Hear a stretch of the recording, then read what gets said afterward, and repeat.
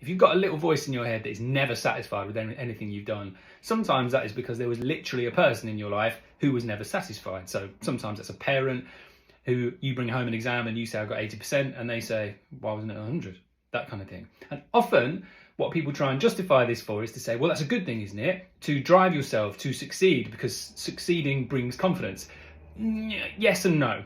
So there is a positive mental health benefit of having some sort of drive and some sort of motivation and goals to strive for. However, that will only be satisfying and long lasting if you are, one, able to recognize and celebrate your achievements, which is quite hard if you're never satisfied, and two, if it's meaningful to you, if the reason you are doing it is for you, not for someone else. So let's just sort of play this out. If somebody's been given this sense that people are never satisfied with them, and that kind of lives in their head, this critical voice in their head, they'll never be satisfied with anything they've done. They'll always be busy and restless because they're just constantly feeling like they need to be moving forward. It's hollow. They might achieve things, but it's hollow. It doesn't mean anything to me. I'm working in a job that I haven't chosen for me. I've chosen for somebody else because I thought it would be perceived as successful, but it doesn't mean anything to me. So it's hollow. I'm whipping myself all the time, just constantly having a go.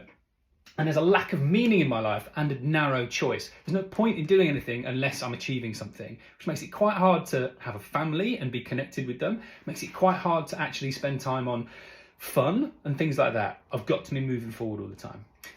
What we really want is some drive, but we want it to be internal, something that I want. So the key thing when we're thinking about parenting is introducing my children to opportunities to find their interests, encouraging them to get on board and work hard at stuff, because I know it will be satisfying, but they have to learn that for themselves, probably from getting a job and finding the satisfaction in actually doing stuff.